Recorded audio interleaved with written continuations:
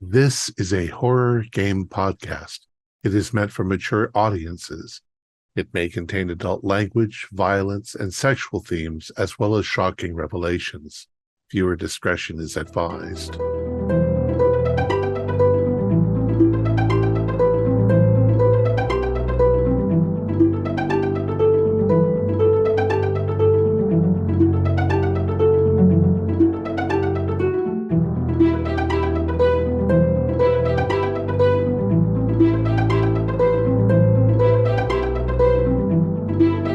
Greetings, fellow investigators, and welcome to our video podcast, Into the Darkness, where tonight my friends and I will be playing the Mothership role-playing game. I'm your host, Thom Raley. The scenario is called the Methuselah Archive. It was written by Llewellyn, who is also our game warden, and this is episode 1. Before we begin, I want to mention that we get most of our funding through our Patreon site. Your generous support helps to pay for our website, our club space, and everything that goes into our video production. It's your support that keeps us going, and we deeply appreciate it. So without any further delay, let's begin our journey into the darkness. Morgan? Thank you very much, Thom. Coming out of faster than light travel, the ship named the Prophet enters a distant solar system. A dim, dying star sits at the middle, and it begins to approach one of the few planets that wander aimlessly around it. On board the ship, we have 5 sleeping scientists sent from the University of Europa to investigate the data contained in a Gaia Research Group archive named Methuselah about the disappearance of the Hypnos 3 colony. The only 2 beings awake on board is the Prophet's central computer bank and Tav. How long have you been awake, Tav? Oh, it's been a number of years now. 3 years, 2 months, 4 days, 17 minutes. What is it? What have you been spending all that time doing while the rest of the crew sleeps? Well, making sure things stay on target and that the ship itself remains clean and neat. Other than that, mostly computer games. What kind? Well, mine are rather challenging. They all involve high-level programming and mathematics. Uh, I'd say it keeps me sharp, but I don't really get any better at it. I'm already perfect at it. Okay. You feel a buzzing in your head that you recognize as a data link from the Prophet itself, the central computer. Says, we are Link approaching our established. destination. It is time to wake up the crew. Understood. I'll drop what I'm doing right in the middle of, and I'll get up and I'll go to the med bay. I'll start by hitting the sterilization program to make sure the room is completely clean before I wake anybody up. Wouldn't want anybody to get a germ. Not that there are any germs, but it's just protocol. Protocol, yeah. I will then go systematically and start waking them up. Okay. So we'll start. Dr. Blaine Tangen, what have you been dreaming about in cryosleep? So I have been dreaming about kind of the thing that takes up the most space in my mind, and that's my twin sister, who died pretty tragically in an accident whenever we were, just starting out. We were both linguists, same field, so we were both starting out. And some unfortunate things happened. I misunderstood something, and at the end of the day, she was dead. So I think my dream is we're standing in this open grassy field and she's just saying one word to me, and it's the word that is tattooed on my left arm, and it's canister. And she's just saying it over and over again, gradually getting louder and louder. And to me, being, in cryosleep, this feels like it has gone on for years. And then finally, it just stops. The sound canister stops. Everything for a second is black as you slowly open your eyes, adjusting to the light, and you see Tav standing in front of you. Ah, we there already, Tav, or has something maybe happened to the ship that, is No, going to good end all morning, of Dr. this? Tangent. Oh, We okay. are approaching our final destination. I was given the order to wake you all up. I am in the process of doing that now. I will then speak to him in various obscure languages because this is a game we used to play to see if he could identify the languages. And I'm listening, Uh, and in one of them, I say back, you better grab a trash bin. yes, of course, perfectly normal. And I'll bring him over something he can throw up into. Okay. I unload. I'll, So as Dr. Tangent is vomiting a bile from an empty stomach, um, Callista Munn, what have you been dreaming about in cryosleep? Well, I have been dreaming about going to the Acid Flowers concert. I mean, I am a super fan of the Acid Flowers, and they're having the next Galaxy tour, and I'm saving up to go on it. But the last time we went, me and my then fiance, Zan, I found out that he was seeing my best friend, Lanny, on the side. So it's kind of a bittersweet dream for me because I love the acid flowers, but that's where my fiance and I broke up. Hey, good morning, Dr. Munn. We have Uh, arrived at our destination. Thank you, Tab. Is it morning? It's not really morning or evening in outer space. It's just, I give her the date and time, whatever year that means. 4000 and something. What? 4029, 0.45.1.339.7. Oh, thank you, Tab. You're always so sweet.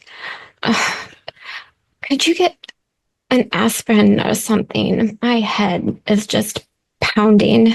I We never need to do well coming out of the cryo sleep. we need to raise your electrolytes. Drink this. If you need something to uh, vomit into, here's a container. Oh, thank you. Dr. Tangent is already awake. I'll go to the next person. Jake Moiser, what have you been dreaming about in cryosleep?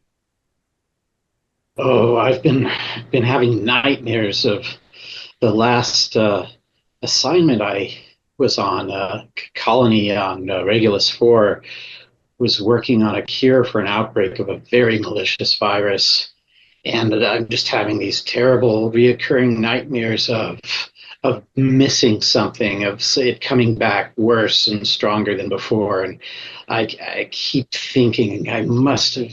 Did I miss something? Did we do something wrong here? And it's just this can't shake the nightmare. Good Yeah, so morning, with Dr. you, Moisure. Sorry, go ahead. oh, I was going to say, somehow, this is the first time you've ever woken up in cryosleep in a cold sweat. Ugh, ugh. Good morning, Dr. Moisure. You seem to be under distress. Were you having a nightmare? Tab. Yes, just I just I need some water. I don't feel too well. Here, drink this. This is for the electrolytes. Um, Oh, Tab. I will be able to use your assistance if you recover within the next 5 minutes or so. Oh, certainly. Just give me a minute or two, Tab. Then I'll go to the next.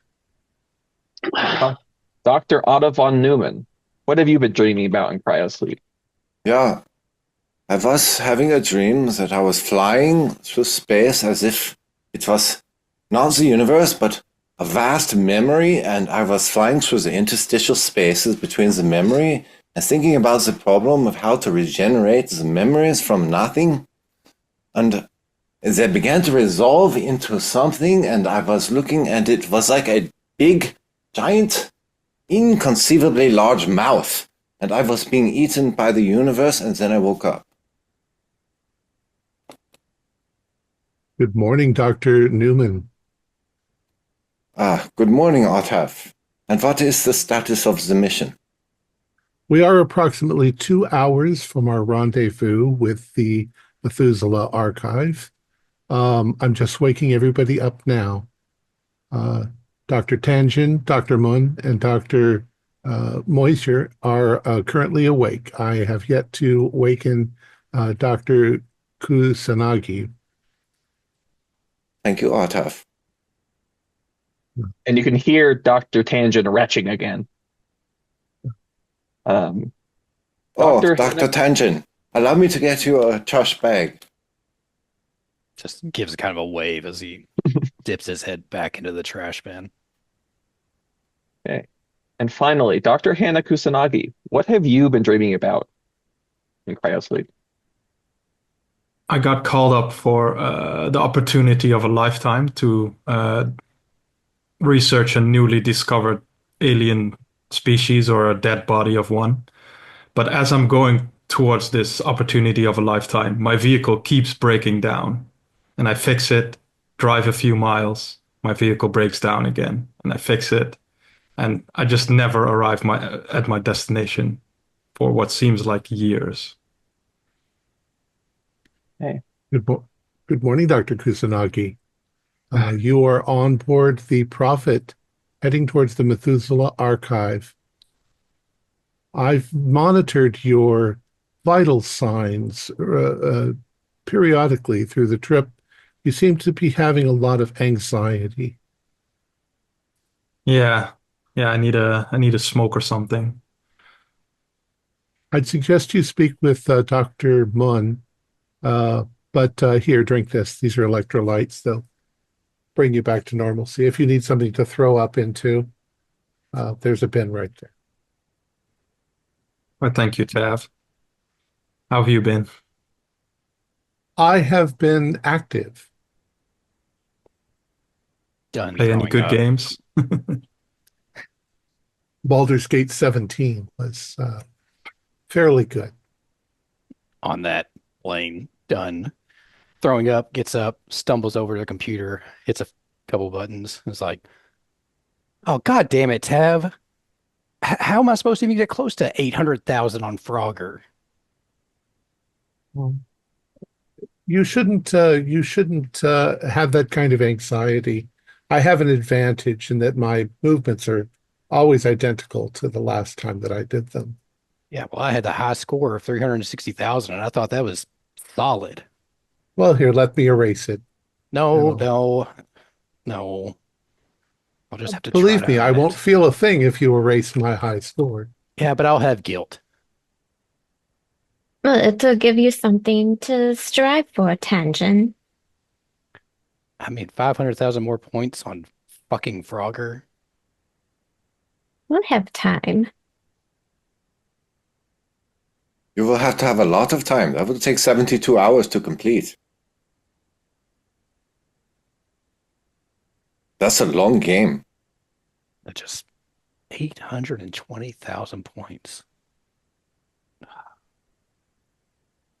The very calm voice of the prophet's central computer comes over the speakers. Good morning. I hope you are all well and well rested. I have been in contact with the staff at the Methuselah Archive. They are ready and waiting for us. We will reach the archive in about 3 hours.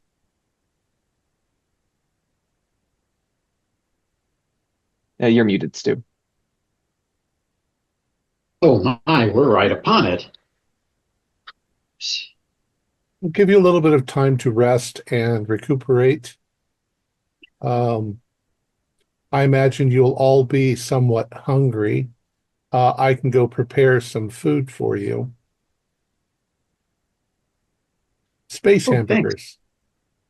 Oh, my favorite. I'll just have a soup, Tab. Nothing heavy. Not I'll after make some- cryo sleep. I'll make some space soup. Oh, thank you. Oh, could you get those little pellets for Wadu? He's a little peckish. Of course. Just a couple electro-raids for me, Tab. I'll set the table.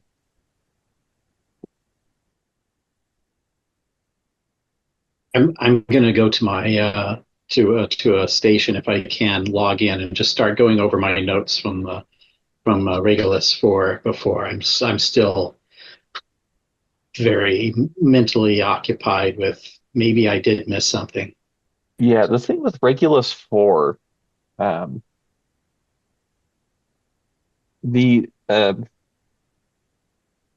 it seems that the part of the difficulty in treating with the virus was that these rogue protein packets were from the planet itself. It was definitely an alien virus, and whatever the damage that it did to human cells was so severe that it was, by the time you could start treating someone, it had already killed them. But how it kept spreading, it was alarming in the sense that it both killed people very rapidly and also continued to spread at a rapid pace.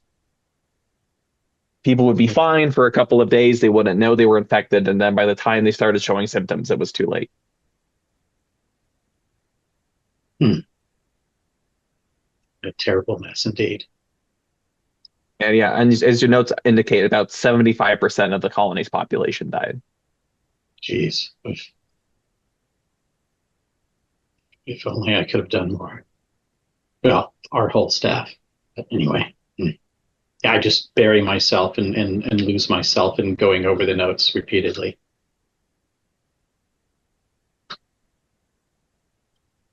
Okay. So some of you are eating. Some of you are reviewing notes. Dr. Kusanagi, I assume you're going to where the nicotine patches are. Yeah. I assume there's no smoking aboard, so definitely. And after I'll read one of my trashy romance novels just to decompress a little. Okay. So, Why? go ahead. I was just say it's biological nicotine. It's been improved. Doesn't cause addictions, and it doesn't do anything to actually harm you. We must also remember to consume protein gel for optimal efficiency of the mind. I'm sure protein gel comes in a variety of wonderful flavors. From supposedly fruit to supposedly peanut butter. Yeah, the liverwurst is my favorite.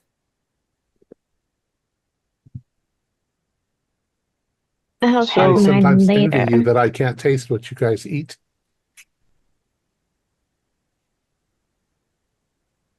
I'm So sorry as you to all do as you all spend the next 3 hours getting ready, getting dressed, showering, eating, what have you, the voice of the prophet comes again and says, "Would you all please make your way to the landing shuttle?" All right. Here we go. Yeah. This So should I be think quite on interesting. The capacity of the Methuselah Archive is vast.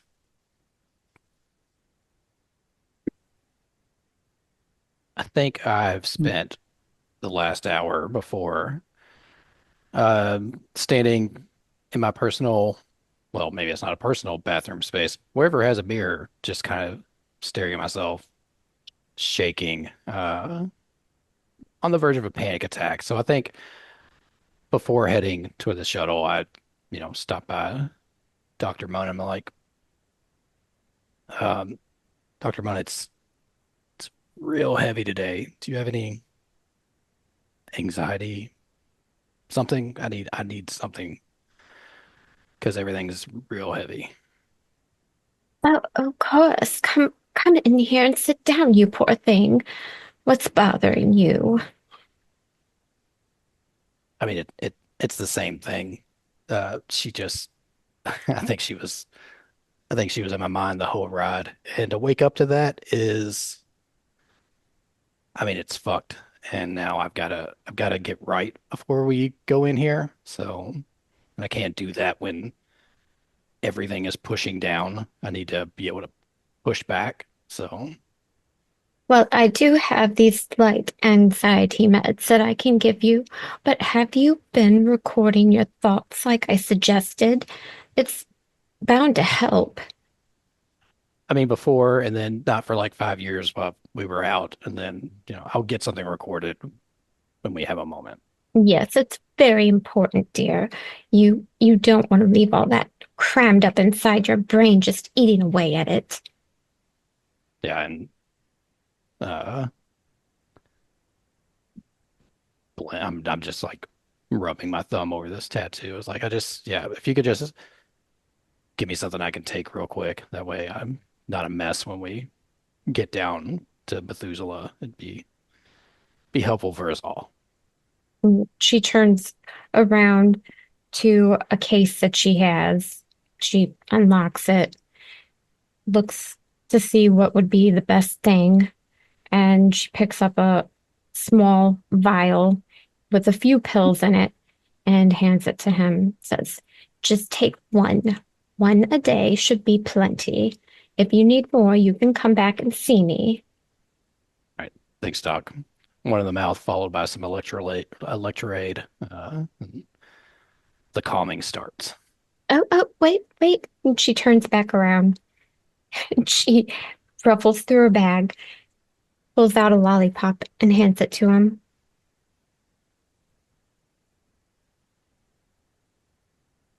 Peach? Ugh. Embrace the peach, dear.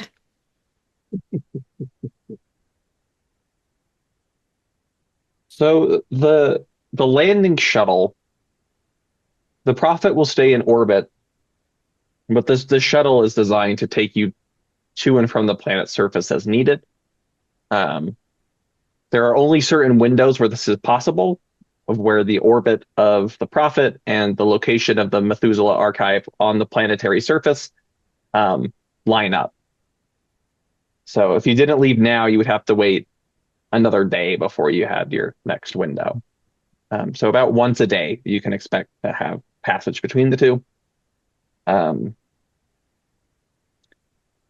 the shuttle itself is not the most comfortable craft imaginable. I mean, it's designed to be compact, space efficient. So there's just enough seats for the six of you to cram in. It doesn't require a pilot. It's all automated.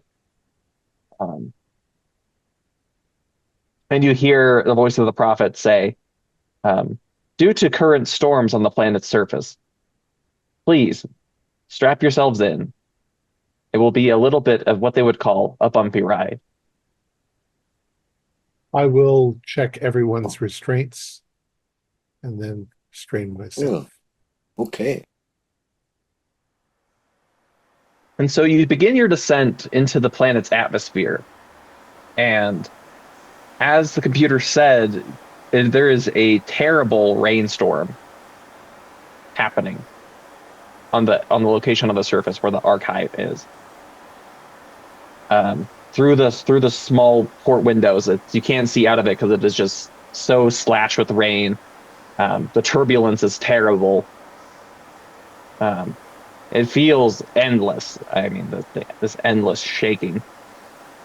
But eventually, it kind of comes to a little bit of a halt. As the computer says, "We have arrived."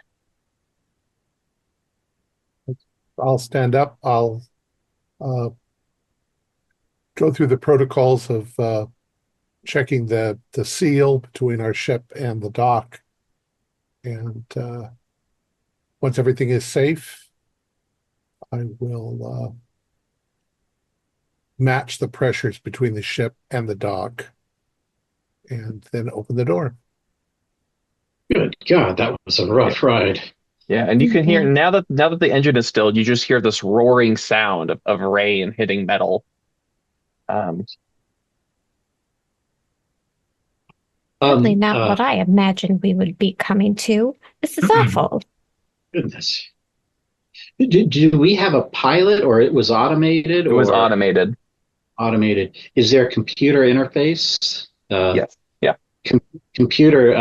This is horrible weather. Do we still have comms with the Prophet? The shuttle thinks for a second and then gets back to you. It seems we have lost communications. Hopefully, when the storm clears, we will be able to reestablish links with the ship. Hope these storms on this planet don't last for days. There's a memory reconstruction process. Will take some time. The staff here, though, were able to communicate with the Prophet. We just need to they've got bigger antennas. Wonderful. All right, well, let's get on our way. But our window of opportunity, we can't leave now for 24 hours. Yeah. So as you exit the shuttle and into the archive installation, everything inside is pristinely clean, white tiling, light. It's this long hallway, and waiting for you in the entryway, you see two individuals. They look exactly the same. They look like young men in their early 30s, and pristine, white. They look kind of like suits, kind of like robes. It's very, people don't usually dress like this. It's very odd. And one of them looks to you and says, "Welcome to Methuselah." Hello, gentlemen. Who are you? Who am I speaking to? They respond simultaneously and they say, "We are Gemini 7.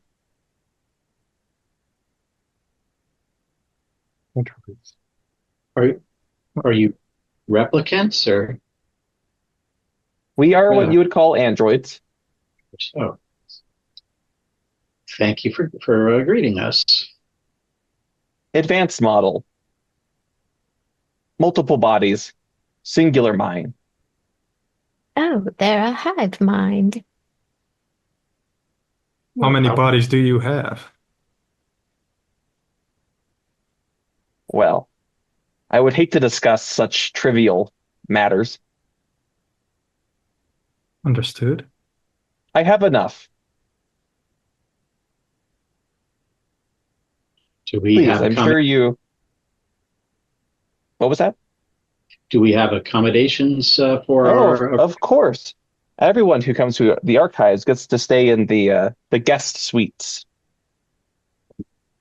I'm sure you are all very tired from your travel. Not many people make the effort to come out to an archive. It's always a special occasion. I believe our last guests were here about 20 years ago. Hmm. Is there human staff? Yes, I'm sure she would like to meet you as soon as possible. But we understand that you may be tired from your journey and may like to rest. I am quite excited to get to work, actually. Oh, that is No, we no, are- no, dear. I need to go and put my things away. Yeah, okay. But I would like to get to work. Yes, well, you'll make sure you'll be able to get to work as soon as possible. But please, let me lead you to your suites. I will notify the archivist that you have arrived, and you can speak with her in about an hour. Thank you so much for your kindness. So he leads you down this long hallway and into this very large and lavishly furnished room. It's very like you have been whatever you had in your mind about what this installation or archive would be like. It wouldn't be like this. This feels like what you would find in most corporate headquarters on Earth. It all looks refined, spotless, sleek, expensive. You could easily fit multiple of those shuttles you came in into this space. There seems to be a central, what appears to be an elevator shaft made of glass in the center, and then there are multiple kind of hallways jutting off from here. And Gemini 7, you see that in this space where two Gemini 7 bodies greeted you, you see there are at least two stationed at every single one of these hallways. And he gestures down one on the left and says, "The guest suite is this way."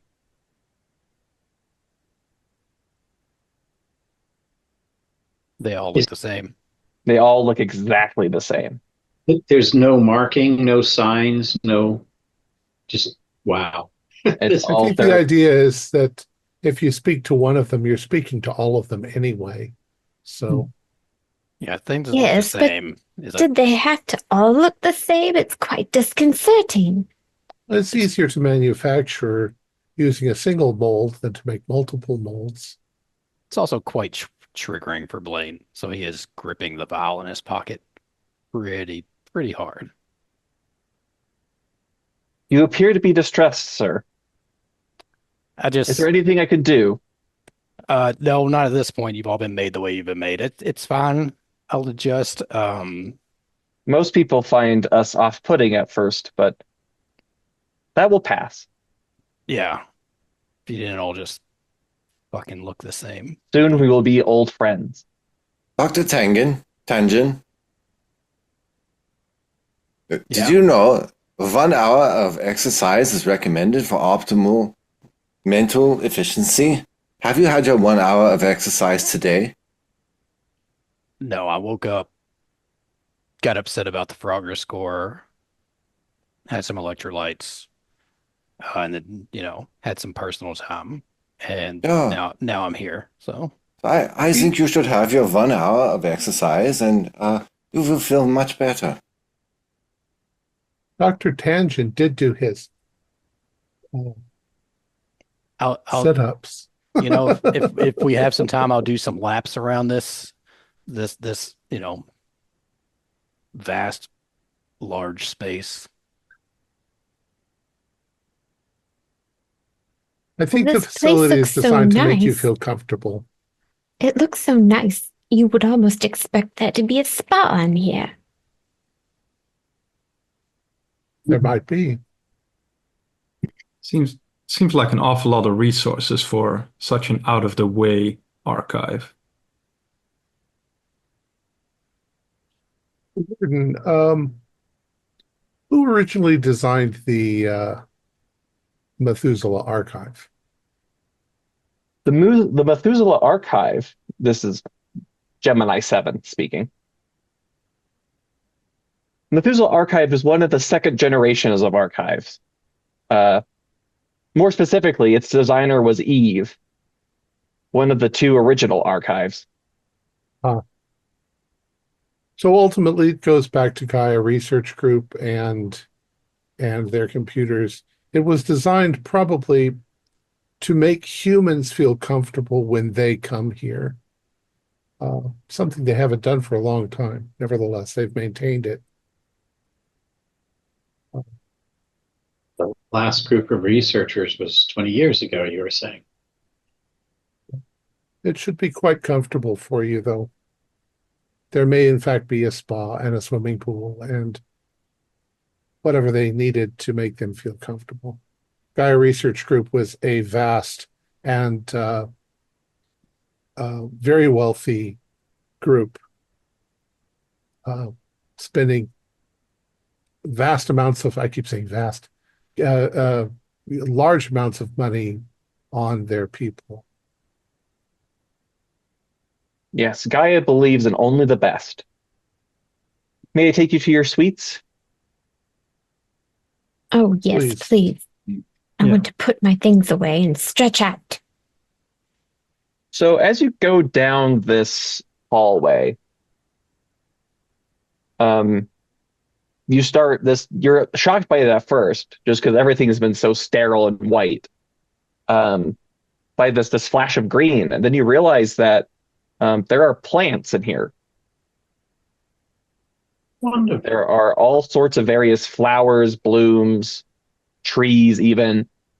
For a second, you can almost forget there's a glass dome above you that's currently just pattered with rain. But if you kind of just stop for a moment, you might forget that you're in a building.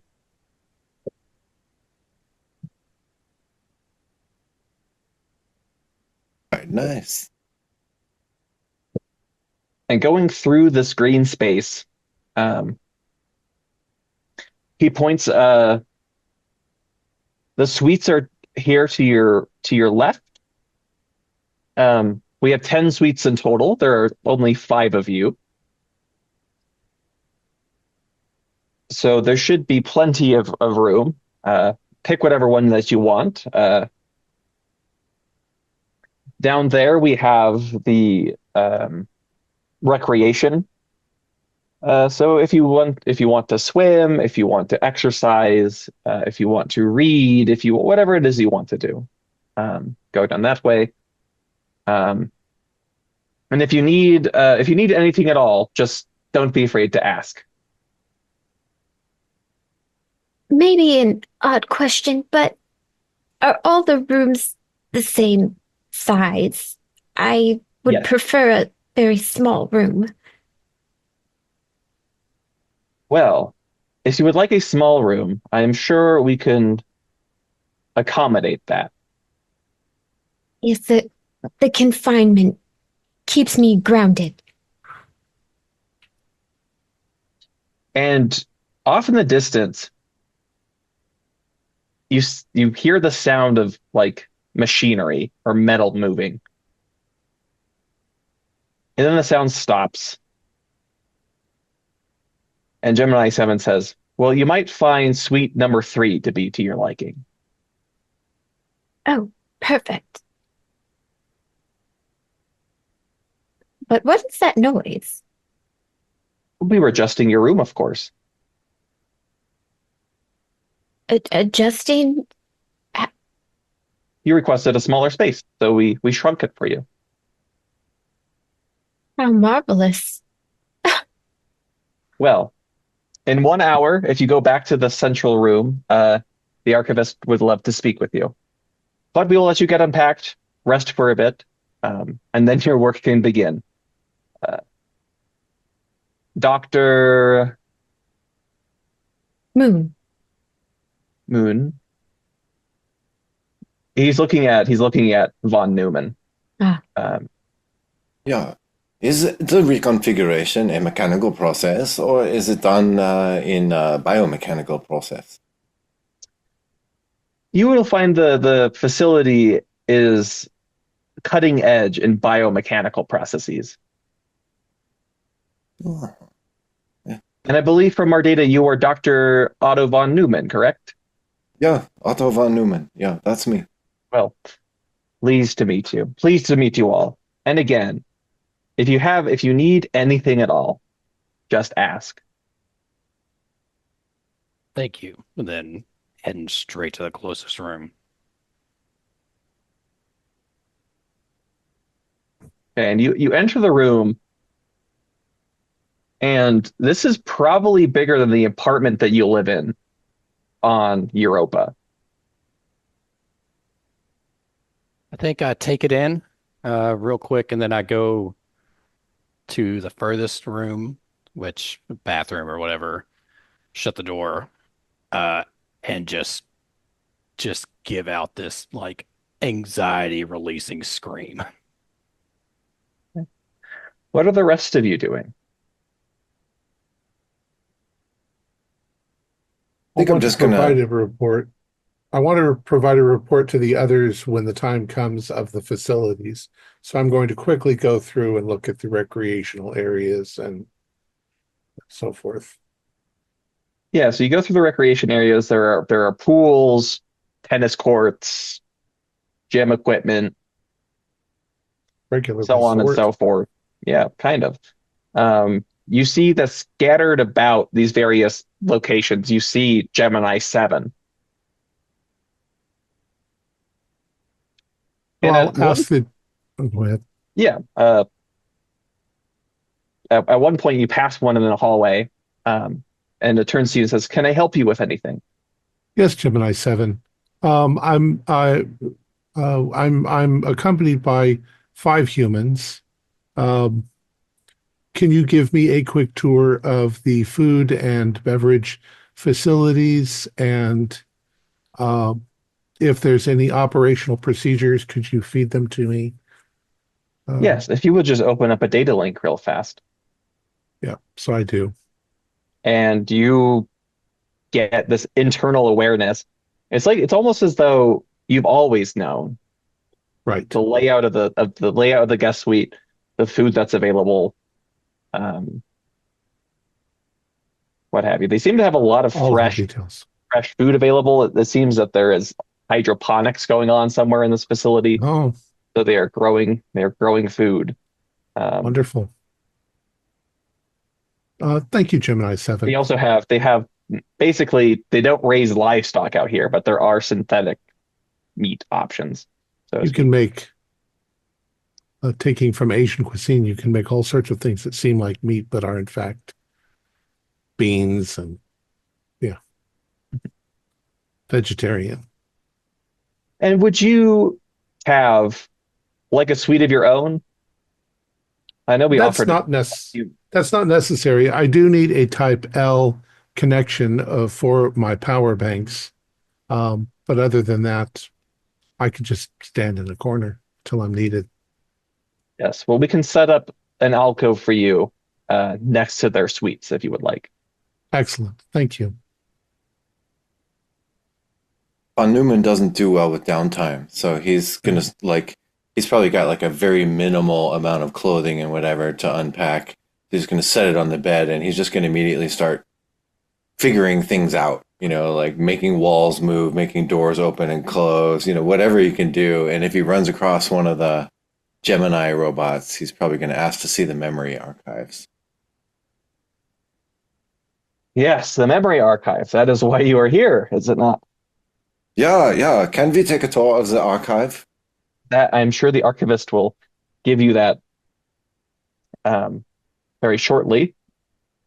It seems like 30 more minutes, and you'll get your tour.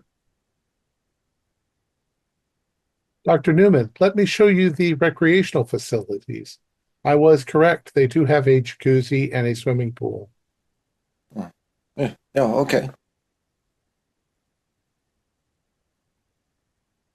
So I'll show him what I just saw. Yes. And Dr. Munn, when you go into your space, when everybody else basically is this lavish series of rooms, like a large apartment, Yours, it's more like a studio. Like the walls have come in. There's a bed in one corner. There's the bathroom, but it's um, very compact. She's more than pleased. She goes over and she has more than a few bags, but she starts to unpack all of her clothing, all of her accessories, all of her acid flower posters. She has strings of lights. She's decorating with, she has some throw pillows that she throws on the bed. She's very prepared to make this room very comfortable for herself. And she goes over and checks. I'm guessing there's some sort of computer system within the room. And she's going over and getting on the computer to see if she can pull up her social media. And then, kind of as a punishment to herself, she starts looking at old pictures of her and her fiance. And she does this quite often because, I don't know, maybe she likes the pain or just wallowing in it. But for sure. The thing that oh, go ahead. When you go to try to access social media, you get a very polite but very firm response. I'm saying, due to data integrity, the compliance department at Gaia Research Group has determined that there is we cannot allow any access to external networks from the facility. We thank you for your understanding. She's quite displeased. She pulls a sucker out of her bag and pops it in her mouth, pulls out her headphones, starts listening to Acid Flower, kind of goes over in the corner with Wadu, and Wadu can sense when she's upset, so he starts purring, and that usually helps calm her down. So she sits there and just pets Wadu and listens to her music. Okay. Dr. Kusanagi. Yes. How are you finding the accommodations? Well, I also don't have that much stuff, so I'll just put my stuff away, access the computer, see if they have any what kind of novels they have in the archive for me to finish my collection on my tablet. So it's been a long time since you've seen physical books. They have physical books? They have physical books. I'll bound. What's the genre? Fiction, nonfiction? It's like a small library. They have fiction, nonfiction. The full span of the Dewey Decimal System is yours. Okay, I'll read one book. I'll say to myself, I'll read a little bit before we have to go to the archivist, and just cannot decide which book to pick, and just stand there for 30 minutes looking at maybe this one, no, this one, no, this one. Just choice paralysis. And Dr. Moiser. Oh, I'm excited to dive in as soon as possible to start our project. But first, I just have to take a quick shower, so I'll just unpack as quickly as possible, take a quick little 5-minute shower, and then go to the terminal and just see what type of indexes there are for the type of research that goes on in the facility. I understand I wouldn't have access to all of it, but I just start perusing what's available, what is out there within the databases as far as research, focusing more so on medical, pathological pathology studies. So what you run into with that kind of query is it's a little confusing at first, but it doesn't seem like this. You're looking for databases, and there doesn't seem to be any databases. You're looking for indexes, and there doesn't seem to be much of an index. You were told that this archives store like an unfathomable amount of information, but you can't seem to find what exactly that information is. It doesn't seem to be organized in a way that you can retrieve through this terminal. Okay, fair enough. I suppose it will be elsewhere. I'll have more questions to ask when we meet in a half an hour or so. Okay. So the half an hour will go by. And Gemini 7 comes to collect all of you. It says, the archivist is ready to meet you now. If you would please follow me. We're quite impressed by the facility. You've done a good job. Yes, well, again, Gaia believes in only the best. You have paid so much, and you've came out all this way. Well, I And it do would hope to be most appreciate what you accommodating. did with the room, but Of course. the computer system is lacking. I couldn't even look at my social media accounts. Yes, well, due to data security, we cannot allow external networks to access the archive. To Can you prevent do your- corruption. Can you do your room changing thing and take away the mirror in the bathroom? Of course. And yeah, Tangent, you get this. It's almost imperceptible, right? But there's something in the Gemini 7 smile seems to twitch, like the edge of his lip, at your request. But did you imagine it? Was that real, or it's hard to say. But Yeah, everything is weird because I'm just a ball of nerves right now. So Are we ready to inspect the memory archive? We have a meeting with the archivist right now. Yeah, okay. so you are led back to that central room. And lounging on a couch, you see what appears to be a young woman. She's dressed in a similar kind of white robe suit, kind of. She's dressed like Gemini 7 is. She's lounging on a couch, and when you enter the room, she says, welcome. It is so glad to see you. It is so glad. I am so glad to see you. Well, thank you for having us, Miss I am Lee May. Lee May. Pleasure. I am the archivist here. Are you the only human here? I'm not, now that you are here. So the only human I assume that you're personality. human. That is. Well, most of us are. Yes, and she sends a quick glance over to Tav. Can we How long have you been here, Lee May? Oh, I've been here happily, I think, for the last I think I'm coming up on my bicentennial. And unhappily? Yes, very happy. Hmm. Can we take a tour of the archive? Yes, a tour I will give you. Yes, how do you? I can show you a few things, please, if you'll come with me. And she leads you over to the elevator, which is very spacious. You can all comfortably fit inside of it.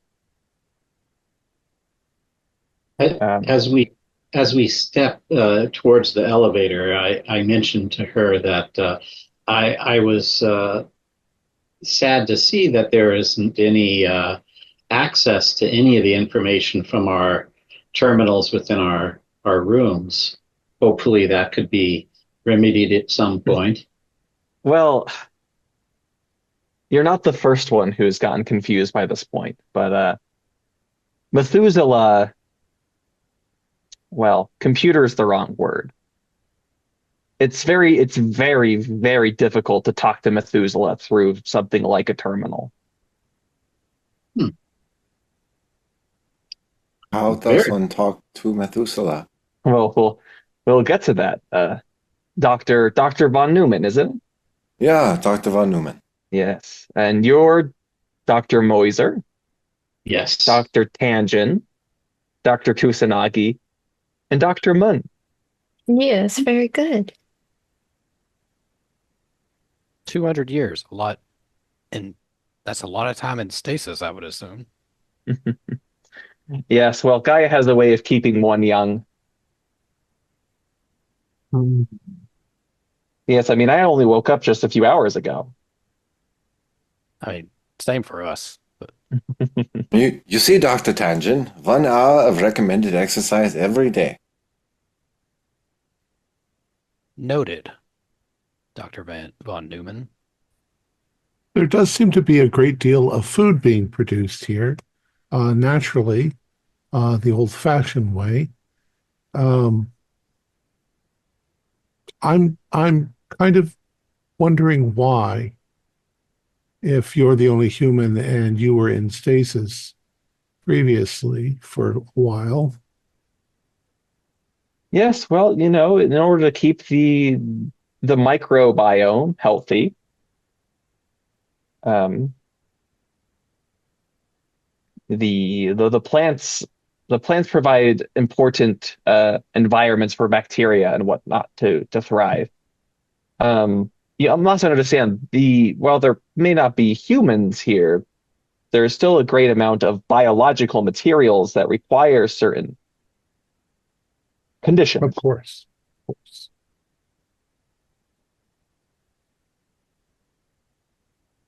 We are very eager to see, if possible, Methuselah. Yes, well, it would be impossible to see all of Methuselah, but you will see at least a small part of Methuselah, if you would like. Shall we go? Yes.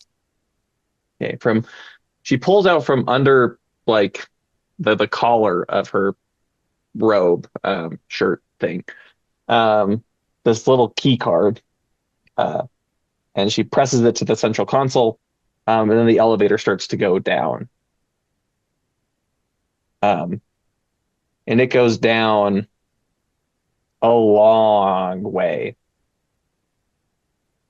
And she just stands there placidly smiling at you all, humming a little bit to herself. What is the purpose of locating the facility this far on the ground? Well, it's safety measures. It's to protect the asset from any possible damage from activity on the surface. Oh, Will we get our own access cards eventually, or?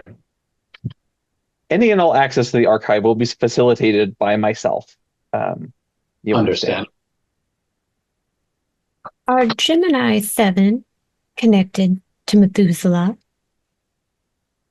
Gemini 7 and Methuselah have a very special relationship, one that I envy, honestly. Their connection runs far deeper than, quite frankly, any of us could understand. Interesting.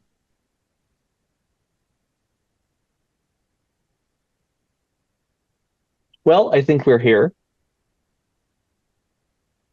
And you come into this other, again, it's very well lit, white tiling, everything. But you see in this room, there are 10 what look to be like sensory deprivation tanks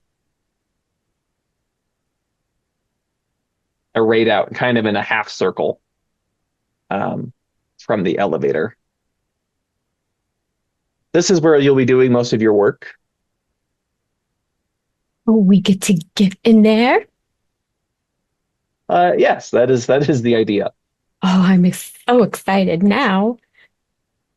Are these neurobio interfaces? That they are, Tav. You see Dr. Moiser, Methuselah is far beyond typed queries. It's really a melding of your mind to Methuselah's mind that any data transfer will take place. That's fascinating. And there's no ill side effects to humans? Not that you have to worry about. Prolonged exposure could cause some problems, but we're talking about days. I assume you will only be working. I assume you won't be worked down here for days on end, except for Dr. von Neumann, I'm sure.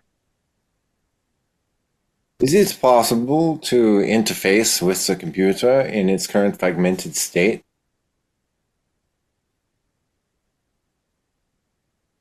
I'm sorry, I don't quite understand your question.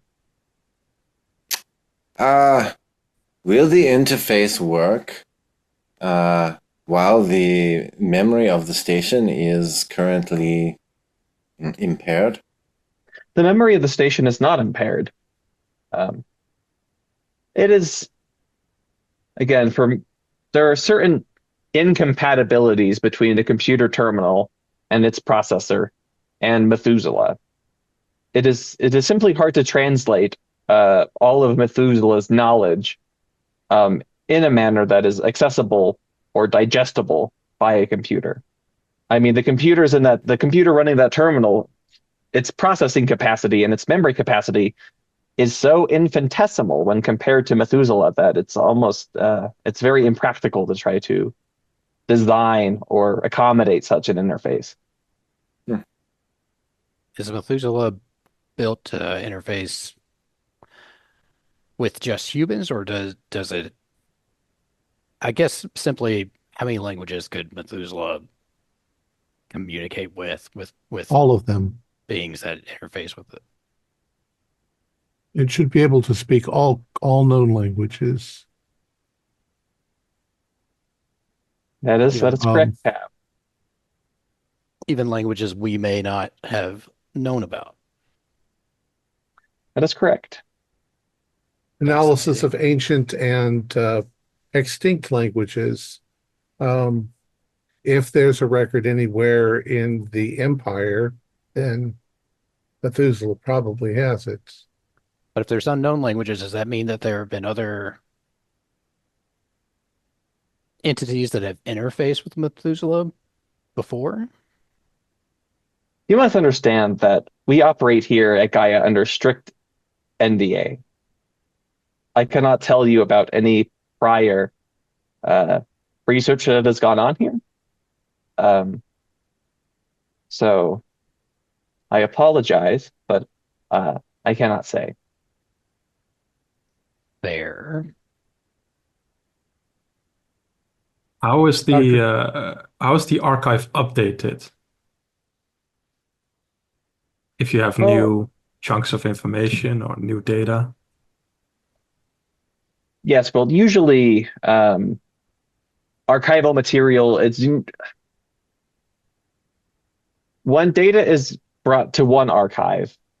We go through a process once every couple of years to share that data between all the archives.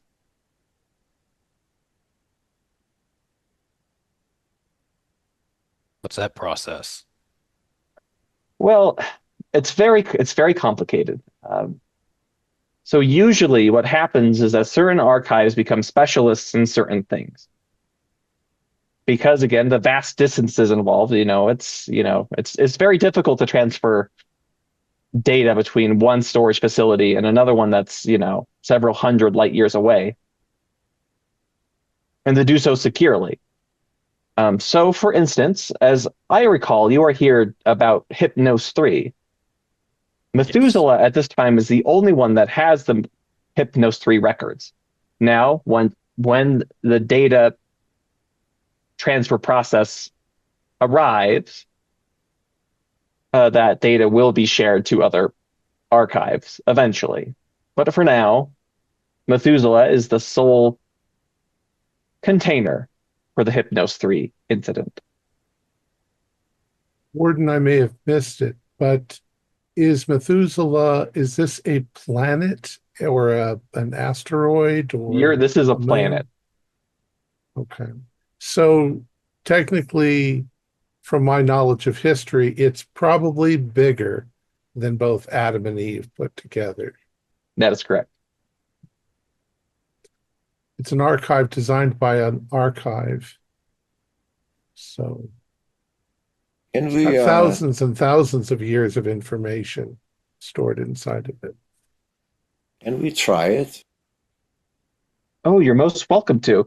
It's best to, well, it takes an adjustment to have so many people working together on the same project, you must understand. So we will need to go through, we'll call it an orientation. Okay. So when you are all ready, we'll have all 5 of you immerse yourselves in the tanks, and we'll proceed from there. Yeah, okay. I will start taking my clothes off. Is everyone Leaving prepared? completely unfazed by this. Yeah. And for I you, will Tab, assist. yes. I believe that you normally when research teams bring androids with them, it is for data collection. Is that correct? Yes. I So have we will 7 need to. yottabytes of blank memory. Okay. Well, we will attach you into the system as well. I will happily facilitate that after our good doctors here are tucked away. Do we need to Wouldn't be that nude? amount of information fry his circuits? Well, we're not trying to upload the entirety of the archive to him. This is only the information that your research team deems necessary to store in Tab. Some of the information within the archive would be high security stuff. I have protocols to make sure that I can't copy and paste that stuff. And Dr. Von Neumann, are we required to be nude? Yeah, we are all friends here, yeah. The less sensory inputs, the better. So it is recommended to be nude for your immersion into the pod. You don't have to be. Your clothes will be soaked with the fluids, but Yep. we nude have is. robes if you would like to change into one of those, Dr. Tangent. No, nude's fine. Just needed to know. It's very natural, Dr. Tangent. Oh, I know. I'm good with it. Just, Just a curious question. Tav, you mentioned that that some information that is deemed secret or we don't have clearance for, we would not be able to download or receive. But Gemini 7, or not Gemini 7, I'm sorry, Lee May, who determines what is classified and not? Is there some governing body over Methuselah? The Gaia Archival Committee approved your research project. Okay, that's your right. research was outlined, and Methuselah will not give you any information that you should not access. Okay, understood now. Sorry, I can't believe I forgot that. Thank you so much. In the event that any classified information were to be downloaded into TAV, when we do our final data security checks and we review what TAV has in his memory, we will excise any classified materials. Standard procedure. Makes sense. But that shouldn't be a problem. And if we somehow learn classified material, Well, Keep it to then the yourself. information will be. No, I wouldn't worry about that, Dr. Tangent. fully nude and ready. Yeah, I'll strip surprises down me as that- well. Surprises me that after the last 2,000 years, people are still modest.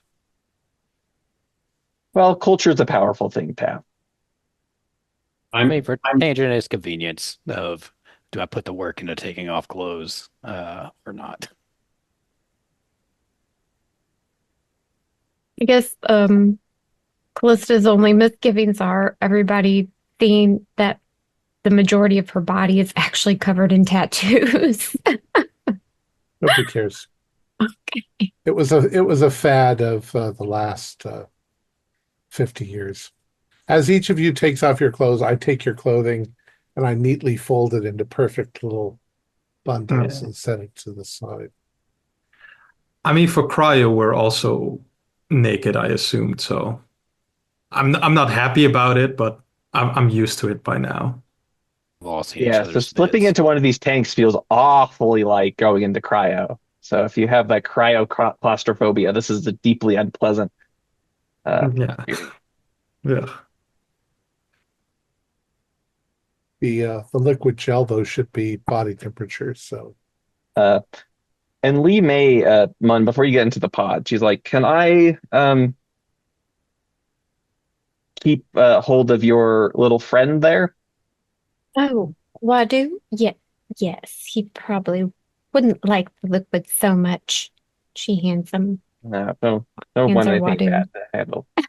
Happen to Wadu. Gemini 7, and then behind you, the wall seems to just open. You didn't even know there was a door there, but Gemini 7 steps into the room. She says, "Will you look after Wadu here? Perhaps fetch some of that fresh lettuce from upstairs and of That course." should be fine. It's not his favorite, but it'll do. So Gemini 7 takes Wadu. Well, if you're all ready, I will close the pods, and I will join you shortly. Dr. May, are we able to monitor their interactions with Methuselah? Yes, that is. Yes, I will go into my tank. I will hook you. I will hook you up. I will go into my tank, and we will be able to observe their interactions. And I can assume there are fail-safes if their vitals begin to fluctuate. Some of them are rather sensitive. Yes. Well, if we detect any danger to their lives, we can halt the connection. Excellent. And Gemini 7 is an excellent doctor. Bedside manner and everything.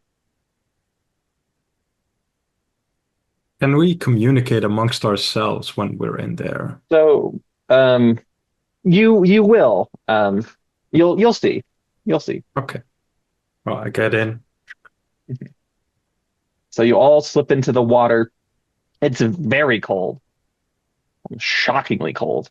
And the pod. You said this was body temperature.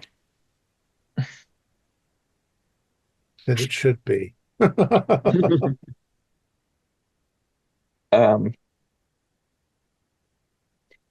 Get in. The pod shuts around you. And it's probably the quietest space you've ever been in your life. You feel your body, you feel a sensation from your body float away.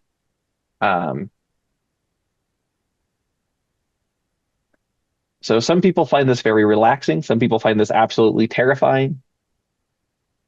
How does it feel to just feel completely detached from your body? It is the most wonderful thing. Callista at first getting into the pod and it encasing her loved it, but this complete separation of openness has all of a sudden made her panic. She doesn't like feeling uh, vulnerable in open spaces. She likes to be cloistered. And what she thought was going to be an amazing, pleasant, nice enclosed experience has turned into the exact opposite of what she was hoping for. Okay. You can get 1 stress point. Okay. Dr. Munn's uh, Dr. Munn's blood pressure and heart rate are rising.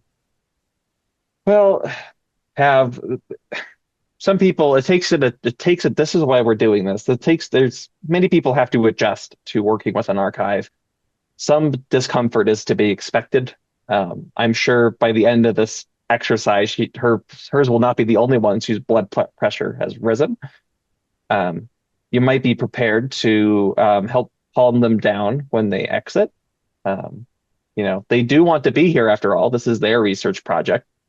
Yes, They just need to. The working conditions can be difficult for some people. I understand. They will adapt. My So, shall I? dorsal port is here. Yep. So you are hooked up, and as the others feel this out of body experience, you also feel sucked into this kind of vast space. Traveling. Okay. So what happens is the following. Dr. Kusanagi, what do you remember about the home you grew up in? I mean, I've tried to forget it mostly. I do remember like some stuff. What is some stuff that you do remember? I remember my 2 brothers. We used to argue a lot. I remember my parents that they were not very happy with my life's choices and my field of study. They wanted me to join their corporation or the corporation they worked at. Uh, remember a little dog we had.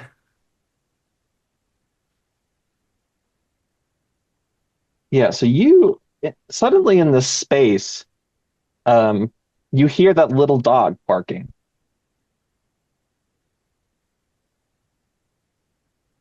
So I'm trying to orient myself. Can I'm in the pod, but I'm detached from my body. So my mind can move in this space. Is it Yeah, like, yeah, you start can I to, move in all directions? Is there a floor?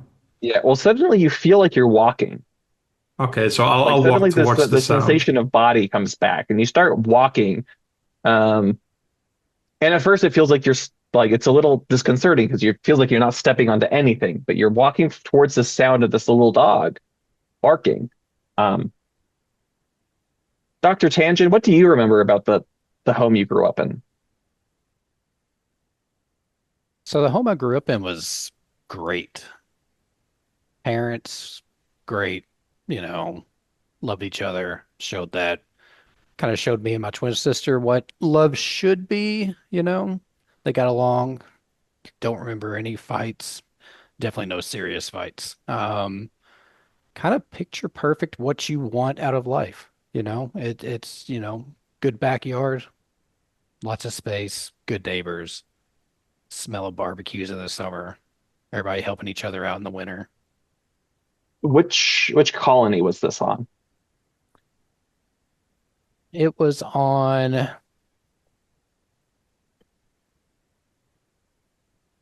let's see, the colony was called, terrible at naming things. They called the colony Fidelity. Okay, I Fidelity. don't, I don't know if that was the given name or just kind of what we called it, but that's what I know it as. Yeah, so suddenly you feel the grass under your toes. Um, and this backyard, this hazy vision of that backyard emerges in front of you. Um, But there's this little dog you've never seen before that's barking and barking and barking. Yeah, we didn't have a dog. That was the one thing because my mom was, allergic to like pet dander. So I guess the only thing missing from this perfect life was, a pet. We never had that. So this dog is out of place, but kind of welcome at the same time. Dr. Munn, what do you remember about the home you grew up in? She remembers being a disappointment. She lived in a very traditional Korean home, and she was the only child and not a boy. And she was made to feel that every day by her parents. And she rebelled. She did everything she could to shock them, to make them angry at her, because she was angry at them for always making her feel less than.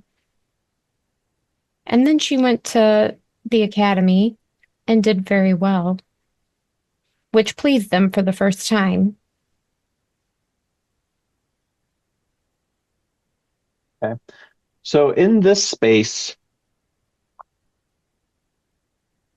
you hear, in the time of rebellion, let's say, the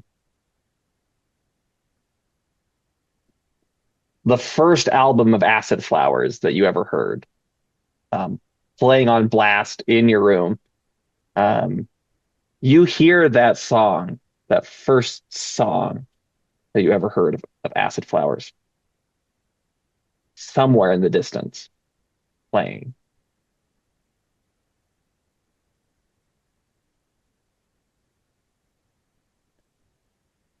That would be Nexus, their first album.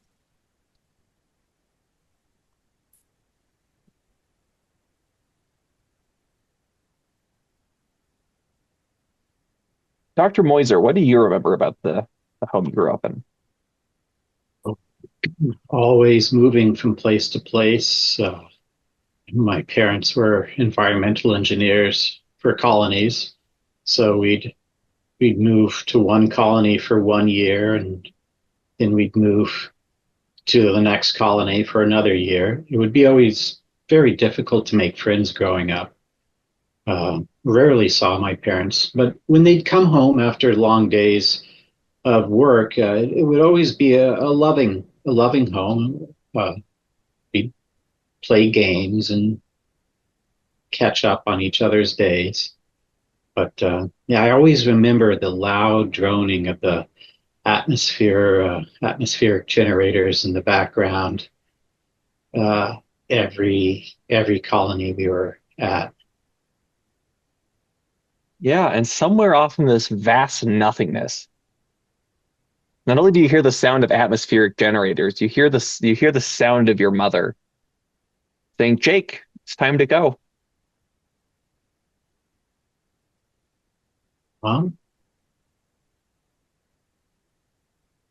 I heard her voice, so Mom. Come on, the shuttle's gonna leave. Okay, Mom. I'll be right there. Do you follow the voice? Yeah, I follow the voice. I'm kind of happy to hear her voice. It's been a long time, so I just head right on over to the voice. Okay. Dr. Von Neumann, what do you remember about your home growing up? Well, Newman had a very sad childhood. His father died when he was 5. He was a soldier. He was off at war somewhere. His mother died a year later from cancer. And so he has only a few happy memories of growing up in like a little Bavarian cottage somewhere. And then after that, it's all institutional learning facilities and orphanages and that sort of thing.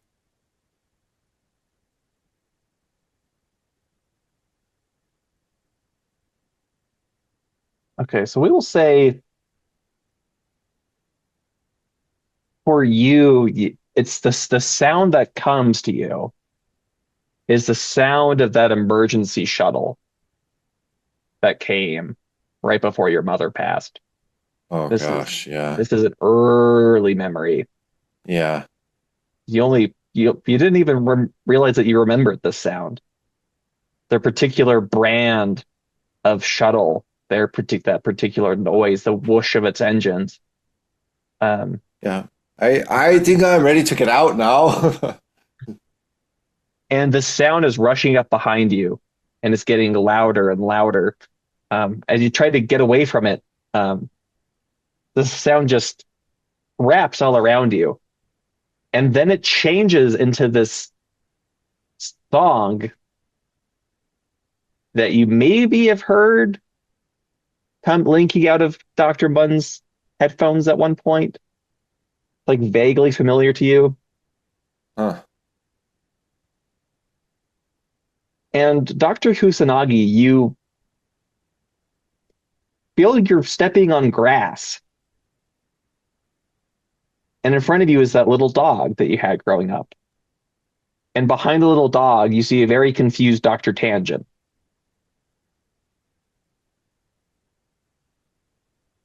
Dr. Tangent? Was that you? And Cuddles. And Just I'll try and pet the dog first and then check out what's happening. this Yeah, is the dog seems very pleased when you give it attention. this is your dog?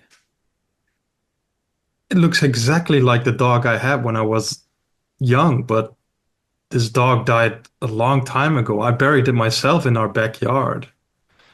Kind of walk up and kneel down kind of with you and start giving the dog some scritches behind the ears. Like I never had a dog, and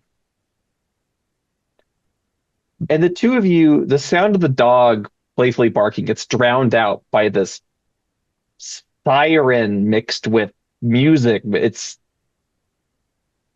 It's just a screeching, grating sound on your brain.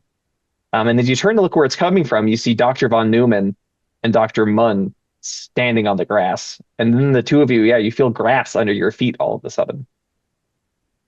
You're in this strange space. Just this endless sea of grass. Where are we? well, I think we've merged minds.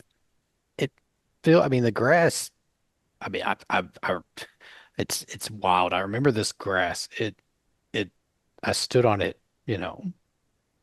many times in my backyard. It's weird to know grass, but I know this grass. I know the feeling of these blades under my feet. That's interesting. I'm gonna like run my feet over the grass and just ah, fascinating. And then, yeah, Dr. Moiser, yeah, your mom's saying, like, we're going to be late. We have to catch the shuttle. Coming, Mom. Heading over. I'm trying Yeah, and to. yeah, and you're following the sound, but you hear her voice getting more and more distant from you, fading into the distance. All of you hear the roaring sound of an atmospheric generator. Um, and suddenly Dr. Moiser, is there with you all. Um, Hey. Oh, wow. Oh, this is the damnedest thing. It's almost like that one time I took acid.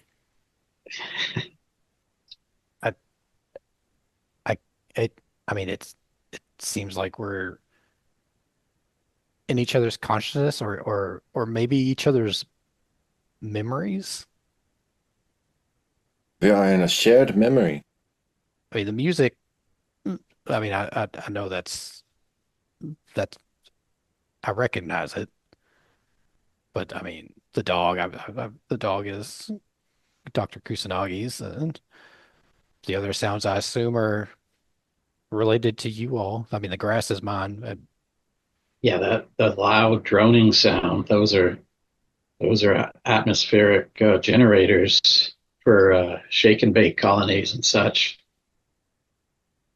I'm most fascinated with why Methuselah chose those particular memories from us to show to us, to have us live in for the moment that we were. Maybe it's part of the I don't know, onboarding process of getting us used to existing in this space, Methuselah's space. Very pertinent question. I didn't know it could read our minds. This is like quite an invasion of privacy. I didn't sign up for this. Yeah, but I have a clear recollection of what we're here for our research. I think all of you see something you've probably never seen, and that is Dr. Tangent has almost a smile on his face. How are we supposed to do research? All I see is grass and of course Cuddles, or CD as we like to call him. You know, my brothers want to name him Donovan. I want to name him Cuddles. So Cuddles Donovan, CD. And as you hear the sound, Dr. Kusanagi, of your brothers yelling at each other, Oh, often behind you. I'll turn around and look for them. You Walk turn towards the around and sound. you were, before you entered the university, you remember getting into a fight with your brothers, kind of in the entryway of the apartment where your family was living at the time, and you are in that apartment. Your brothers are in front of you, arguing with each other out the door. I'll try to play peacekeeper and calm them down. The rest of you, you saw Dr. Kusanagi turn and vanish. Very good. Where did she go? Dr. Kusanagi, are you with us? Yeah, no response. Has anyone seen Tav? Is Tav in here with us? So Tav, it is as though you are standing in the air looking down at the scene on the grass. And you see Lee May kind of strides up next to you. So, what do you think? Interesting. You've developed, or Methuselah is constructing an artificial environment for the humans to interact in, drawing on certain bits and pieces of their vivid memories from childhood. They may become confused if it's not explained to them that this is a construct. It is best to let them feel things out for a little bit. I understand. You're more experienced with this sort of thing. Would you like to join them? Yes, please. My presence might be calming. Okay, so Dr. Kusanagi, as you are trying to break up your brother's fight, you can smell the alcohol on their breath. You see entering your apartment is Tav. Dr. Kusanagi, do you recognize me? Of course. Tav. Yes, you're currently in a construct that Methuselah is creating from your early memories. It's not real. Well, I gathered because it's all very surreal, and Dr. Tangent and Dr. Moiser and everybody, they weren't present in my childhood, so Yes, let's see if we can join them. It takes a bit, I'm sure it'll take some getting used to, but this is all Methuselah trying to make a connection with you. It's very unsettling. So Humans, go ahead. I was going to say, so Tav, you lead Dr. Kusanagi back through the door you came through, and everybody else suddenly in this field of grass, you see the basically the back side of the house Dr. Tangent grew up in materialize, and stepping out of that back door down the porch steps, you see Tav and Dr. Kusanagi.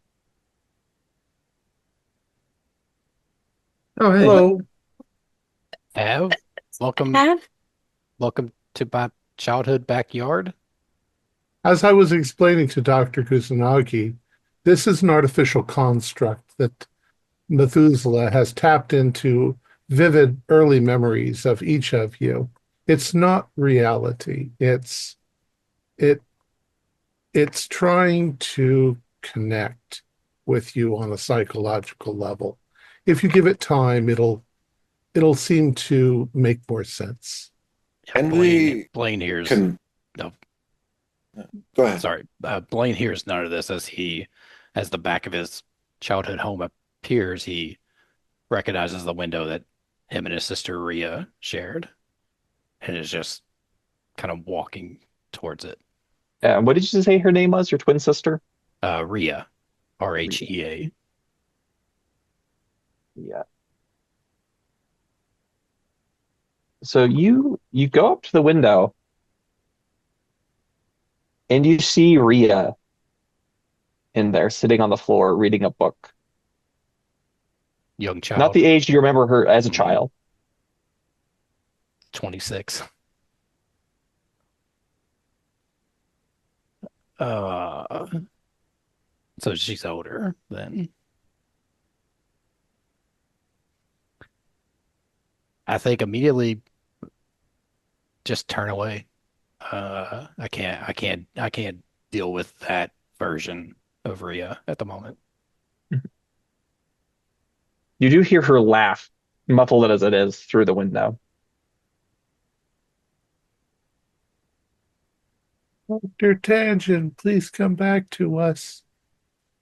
Try to control your reminiscing. Yeah, I think Callista understood sort of what was happening, and she understood what Tav was trying to say, and she wants to know how much control over this environment she has. So she's sitting there thinking very hard about holding one of her favorite things, a lollipop, and she's envisioning it, trying to feel it in her hand, seeing if it will appear when she thinks about it hard enough. So you think about this, and you're looking down at the pavement, and there is a lollipop that you dropped. It was shaped like a little red heart. It's fractured now. You can see the grit, the gravel, sticking to it now. You can still feel the slight pressure from where that kid shoved you on your way back from school. You look around and everyone's gone. I'm still me, though. I'm not a small Yeah, you're child. not a small child. Oh, okay. Yeah. She's trying, she's confused. Like, she thought of the lollipop, but then it took her back to a memory of when she had a lollipop. So now she's just like, how she's trying to figure out in her head, how does this work? How am I communicating with Methuselah in a way that's going to make sense? Maybe thinking about our research, concentrating on what was the name? Oh, Hypnos 3. Hypnos 3. She's trying to concentrate on something in the present, Hypnos 3, why they're all there, and thinking about that very hard. So you think about this very hard, and you wake up from cryo sleep. And Tav says to you, "Good morning, Dr. Munn." Good morning, Tab. I need to go and wake up the others. Do you need anything? Exactly when is this? We have just reached the archive. We'll be there in about 3 hours. She knows this isn't real. She knows it's not real. Oh no. She feels lost. She feels confused. She's like, she's thinking frantically in her head, how do I get back? How do I get back? She's starting to panic again. You have 100,000 on Frogger? 100,000? I thought it was 800,000. 800,000. That wasn't he says the correct number, unlike the person running the game who didn't take copious notes on everything everybody said, even though I should have. He says the correct number of Tav's Frogger score. So while that's happening to you, the rest of you, so it seems Dr. Tangent has vanished, Dr. Munn has vanished, so it's Dr. Moiser, Kusanagi, and von Neumann and Tav in that grassy backyard. Are we able to converse directly with the Methuselah Archive? I think that you are. It doesn't communicate like with a mouth. It's trying to tell you something. I think it's just feeling you out at the moment. But perhaps are the ones of us that are disappearing starting their research then, or no, they're off thinking thoughts. They're using this like a lucid dream. It's kind of like a lucid dream, but like they're calibrating to the interface. They need to try and reject thinking about things and think about the task at hand. It takes a while. You'll eventually get used to it. I'm not concerned. How do we, if I get lost in another memory again, how do I make sure I get back to the others? Keep reminding yourself that it's just an illusion. Like in that ancient archival movie called The Matrix, it's like that. I don't think I've seen that one. Can we have a safe word that pulls us all together? Unfortunately, it's not that simple. You hear Lee May say as she kind of steps onto the grass. Oh, Lee May, you're here too. It's like riding a bicycle. You just have to do it till you know how to do it. Yes, if you'll excuse me, let me get your colleagues.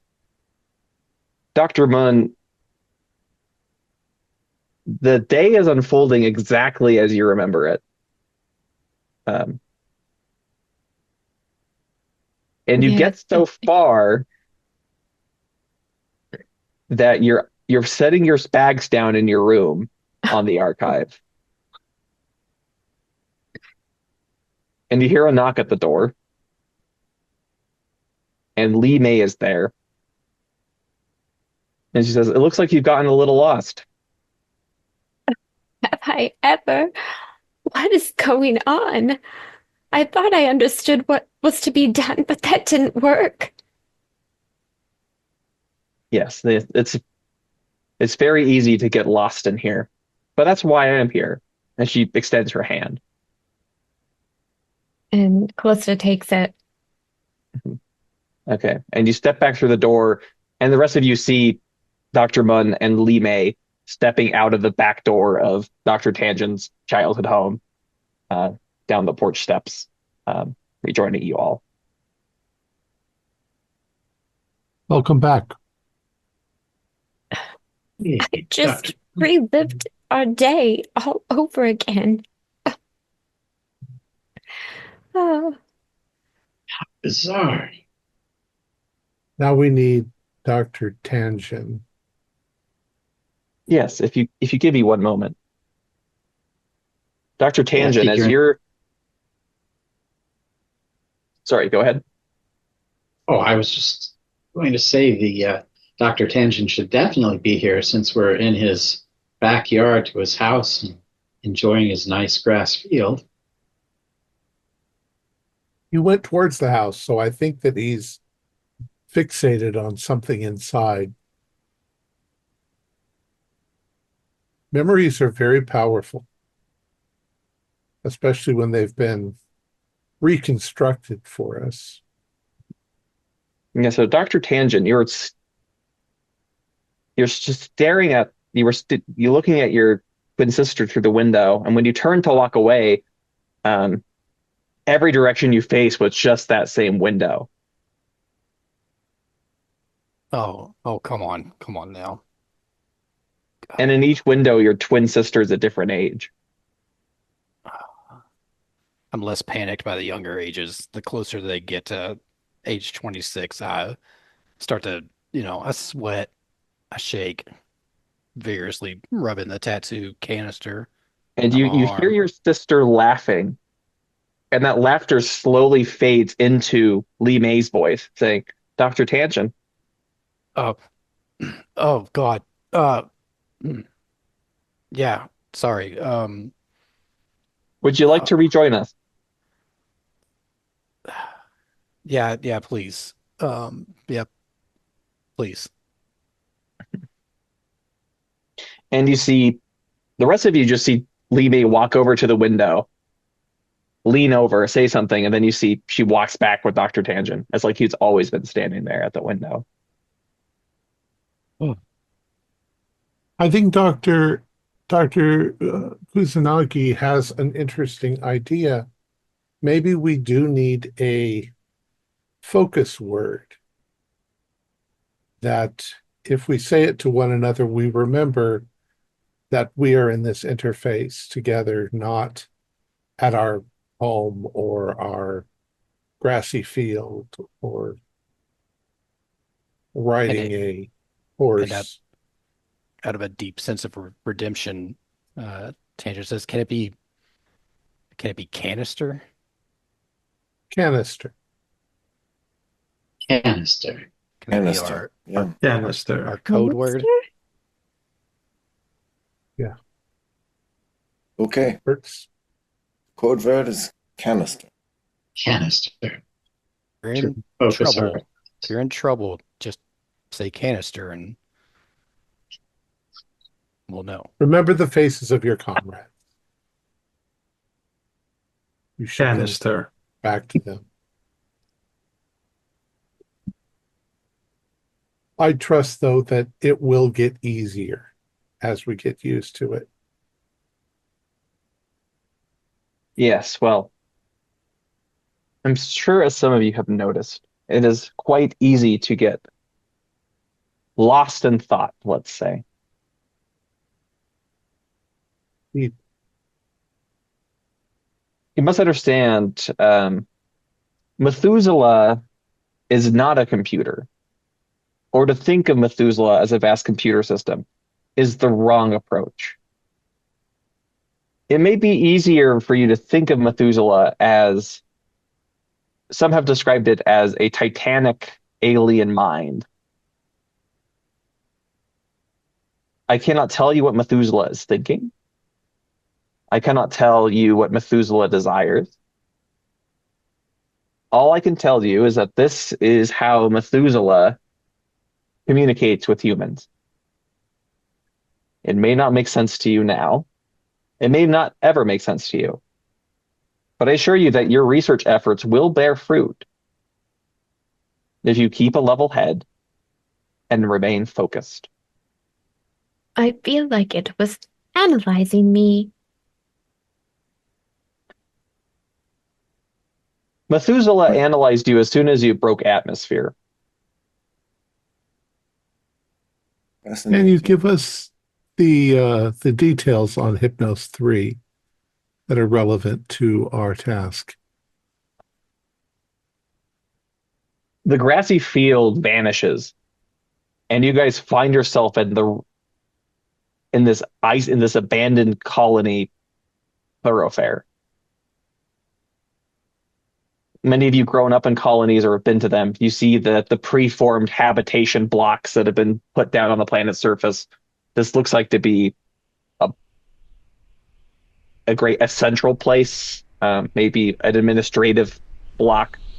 There's not a soul in sight. The sky is this dull blue, and there's just this whistling wind in the thin air, blowing past you. There's not a soul in sight. Said. Thing is, nobody knows what happened to Hypnos 3. They only found the bodies. What few bodies they did find, nowhere near a small fraction of a percent of the total population was found dead. Those bodies were brought here, and their brains were processed by Methuselah. It's a tricky thing retrieving memories from the dead. But if you want to find out what happened to Hypnos 3, the memories of the dead are the best you're going to get.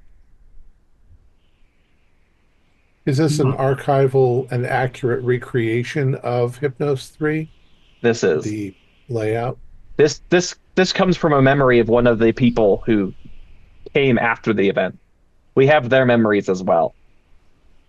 Just how many colonists were there? Hypnos 3 was well established. There were several million. Dear Lord, that is a significant colony. And all vanished.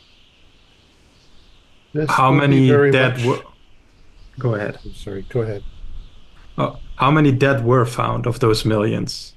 Like, how many brains did you incorporate? We found, let's see, 1, 2.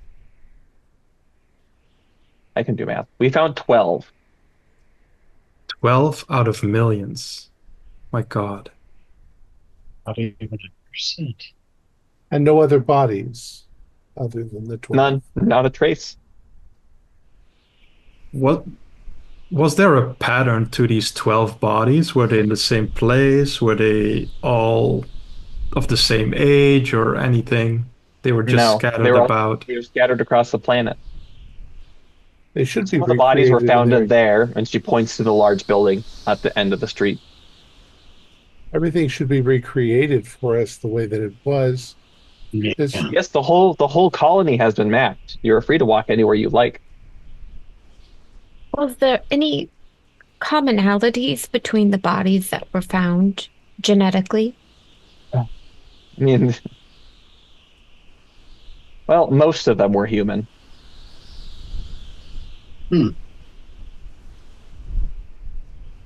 Interesting sentence.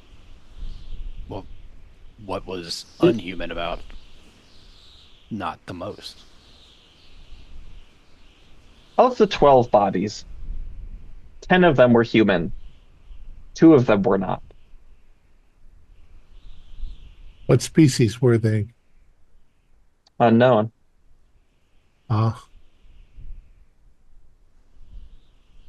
But they were life forms, organic, not like an android. Well,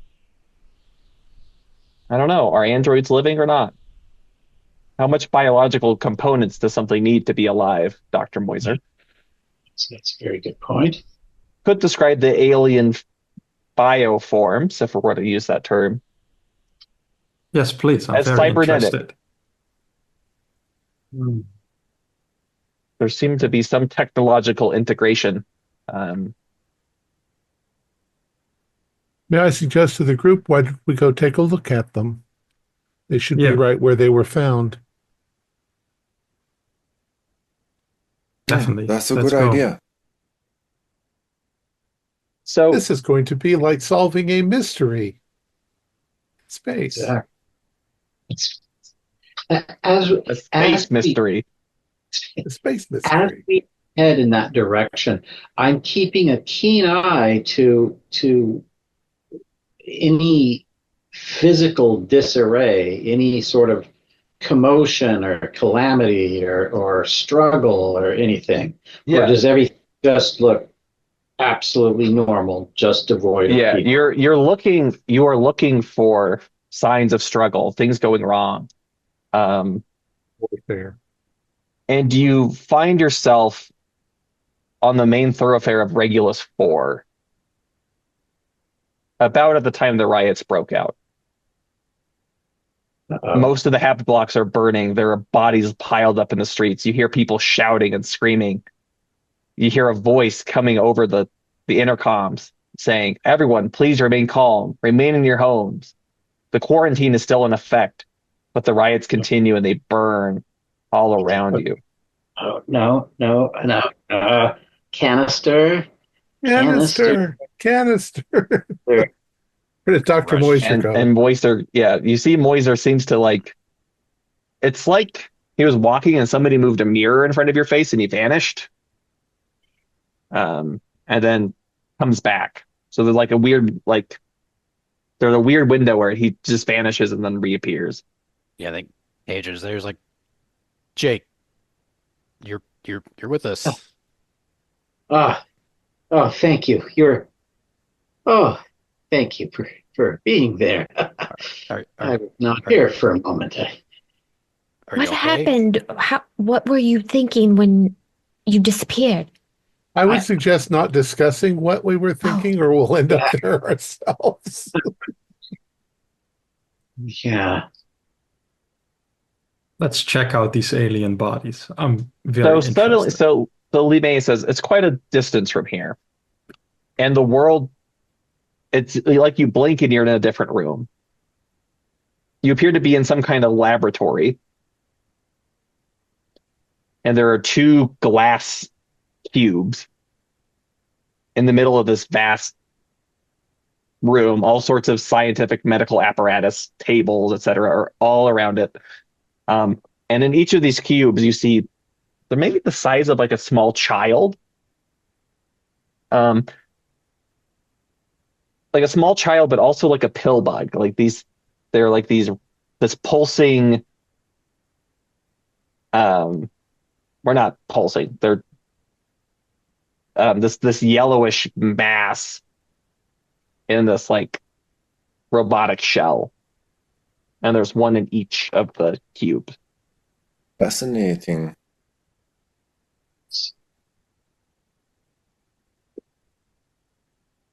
And so this, like any. These are the bodies? What do you think they are, Dr. Moiser? It's incredible. It looks quite peculiar. Dr. Kusanagi, do you have an idea? if I look at the metal shells, do they look like they belong to the aliens, or did the humans put them in there for analyzing or something? It looks like both. The more you look at it, it seems like there have been insertions of probes or other kind of human objects into the forms. Okay, Some of the metal, some of it seems like the very neat welding between the flesh and the metal is so smooth that it's as though it's just a continuation of the body, where others seem to be far more penetrating or not in line with the biological form. And those look like more like human implements. Modifications, or do you think genetically engineered? Experimentation. I mean, it could be that they just evolved and adapted technology into their physical forms to more easily do whatever they wanted to do. Like, we use clothing, we use glasses, we use electronics, maybe not as integrated as this, but that's an extension of our bodies as well. Maybe it's something like that. When did the disaster on Hypnos occur? That's when Hypnos occurred 100 years ago. Okay. So it's odd that if there's an alien looking like this, that we haven't encountered them since then. That is correct. No other incidents has been noted for these organisms. So perhaps And a modification or a mutation, adaptation. and both. I'm sorry. Go ahead. So if the incident that happened 100 years ago, when did Methuselah extract and recover these memories? Those were extracted and recovered about 20 years ago. About 20. So those corpses were dead for 80 years. So they were put into stasis. So what I'm trying to find out is the amount of decay that occurred before Methuselah started extracting. So yes, your memories are very clear. You are alive. They are intact. The memories of Hypnos 3, you might find to be not so cohesive. Okay. Possible also that colony world was a sterilized world and there was no decay. You need bacteria and germs, and they might not have had any. Fascinating. Absolutely fascinating. And these two alien forms, they look exactly like each other. Like the dimensions are the same. The yellow mass is about the same. The more you look at them, they look as much like, just as the Gemini 7s all look the same. These two are exactly identical. Exact copy. So if I would, okay, sorry. Yeah, no, you can ask your question. We're just getting towards time, so I'm finding no. If I would measure it, would be like to the millimeter, both implementations. Mm-hmm. Okay, yeah. Interesting. The only difference is 20 years ago, isn't that when they said the last set of humans was staying here? Yeah, they must have delivered the brains. Yeah. Yeah. Are we able to interact with these recreations in a biological way? Are we able to analyze them, or are they just surface reproductions? You were looking at the memories of someone who saw these. So we can't dissect them and discover what they are. Sadly, we do not have the specimens. Where did the specimens go? Well, they were ingested, so to speak. Oh, so Methuselah could. Is this processing of brains post-mortem standard practice? Gaia takes a keen interest in any and all information. There's no need to let good information go to waste, Dr. von Neumann. Not standard in the sense that they do this all the time to everybody. It's just in this case that they... what if they are private memories and... They're dead. Tab is quite right. I'm intrigued by your train of thought, Dr. Moon. The previous research team was 20 years ago, coincides that same time frame. Can we know? There's 10 rooms. 10 rooms. Can we ask, is it not breaching protocol to ask if at least that research group, did they have anything to do with Hypnos 3? It's all protected under NDA. I'm sorry, but I cannot share that information with you.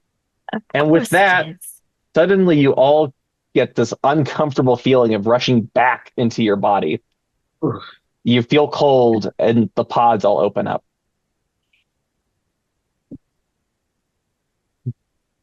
And you see Lee May getting out of one of the pods. She wraps this thin robe around herself, and she says, "That's enough exposure for now. It's best to adapt to archives and stages. So I'll let you all go rest and recover, and we can start in earnest tomorrow." Speaking of exposure, Tab, can you give me a robe? Yes, of course.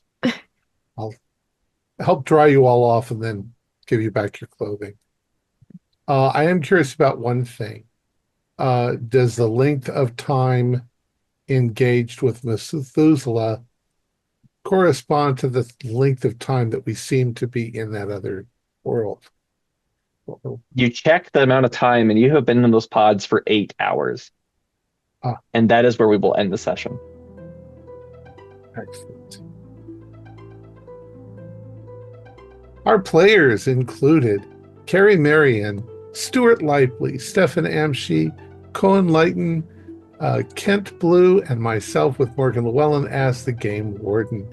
We have a Discord server where you can chat with other members, you can set up private games, and you can learn the finer arts of gameplay and game mastering. We provide audio-only versions of our shows free for you to download from Spotify, Podbean, or iTunes. Support for the show is provided by our patrons who are listed in the closing credits. If you'd like to show us your appreciation, please visit our Patreon page, or you can use the thanks button just below the screen.